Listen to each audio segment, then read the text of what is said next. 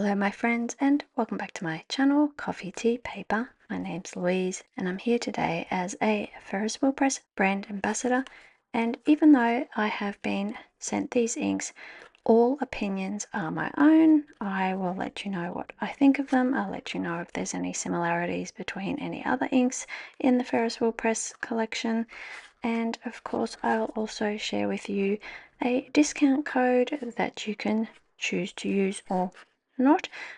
There are lots of other brand ambassadors who have similar codes, so if you have a preferred one, by all means use theirs. My code is JA-CTP for 15% off. But let's get into looking at this latest Fairy Tales ink.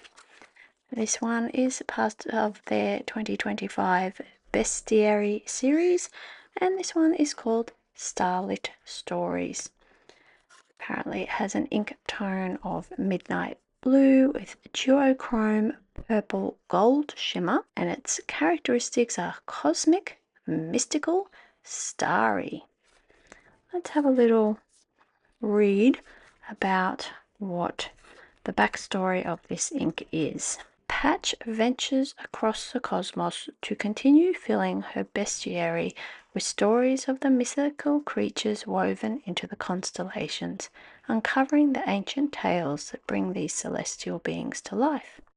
Through Milky Ways and galaxies, Patch seeks out those special clusters of stars that glimmer the brightest against the midnight blue skies to record their stories lost in time.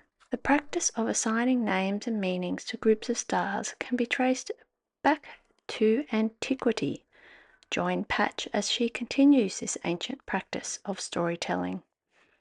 The night may resemble spilled ink, endless in its darkness, but in every sky there will always be shimmering pinpricks of lights to guide your hand as surely as pen or paper. Patch is on a quest to map her own version of the night sky, so you may recognize some familiar faces in the stars. Can you spot our usual cast of cataractors?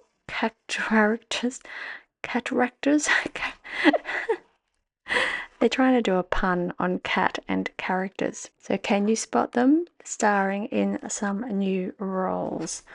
So here we go. We've got a cat as a, is it a huntress? Oh, I don't know what that is. That's a bit scary. And we've got, I'm just not very familiar with astronomy terms and things, so I don't know. Orion, Dionysus, I don't know. There's a ram. Is that Aries? I don't know. I'm not familiar. I mean, that looks like a snitch. Wrong universe. Let's have a look at this Starlit Stories because it sounds very pretty. It is, of course, a shimmer ink with that purple gold shimmer. Oh, I'm gonna have to go in through the bottom of the box. I can't release it from the top. They're always packaged very well. Lots of infrastructure inside the box to make sure these bottles stay safe on their journeys. And they've now started putting this one's a bit loose. They've now started putting the stickers on the bottom with the full name of the inks. They used to just do, like this would have been SS, for example. And yeah, it looks very dark. We'll give it a bit of a mix up. We'll of course be using this stand by Ferris Wheel Press, which is designed to fit these little round ink bombs that the fairy tale inks come in. They can be very wobbly and problematic on your desk. So I highly recommend, if you have a few of these fairy tale inks or even one, that you see if you can get your hands on one of these ink holders. Worth their weight in gold. So the first swatch we're going to do with paintbrush, and this is on Tomoe River paper, 52 GSM, and then the other one is on the Colour Spectrum swatch book by Ferris Wheel Press themselves, and this is a smooth, thickish cardstock type paper. So it's quite interesting to see how the inks dry differently and react differently on both, because paper can provide a very big variation in how your ink ends up looking and behaving. Gone in quite heavy there, so that probably will take some time to dry. I'm going to do the writing sample. I'm going to use this Browse Blue Pumpkin calligraphy nib on a dip pen holder, and then switch out to this Sailor Hokoro 2.0 stub nib to really just see some ink variation in the writing.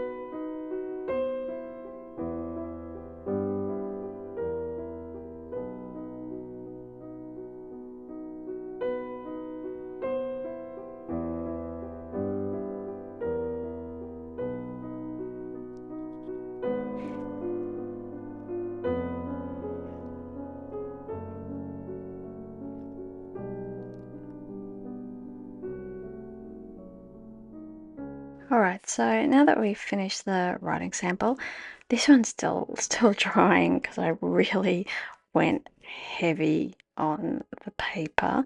However, it's just really interesting as it's drying, and we've got lots of the shimmer there, which is giving some very nice effects.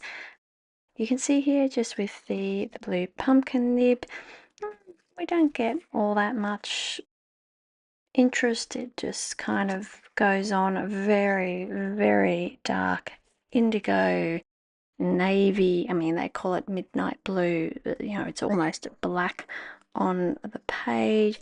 And you can see here the very dark, dark, dark bluish black background of the ink with the purple gold shimmer. Really does look mystical and night sky-y. Very twinkly. Where it gets interesting is using the thicker 2.0 nib, and we get some very nice shading on the ink. We get nice appearance of the shimmer, and I think that's definitely more in the realm of where to play with this ink, with that a wider line type. Have a look at if there's anything similar that we can compare it to. Okay, we've got Lapis Lullabies here, which is a couple of years going back now. It's got a slightly more teal finish to the dark blue ink, and of course the shimmer is more of a cool shimmer as opposed to the purpley gold. This is Crystal Blue Legacy, which has a lot of shading in it with that dark brown kind of rim happening, but it has the blue sheen, or blue shimmer. And I know it's not really a fair comparison, as this is a calligraphy ink, which is more of an acrylic paint based ink, but we have Celestial Soiree, which is I'd call that more of a navy blue.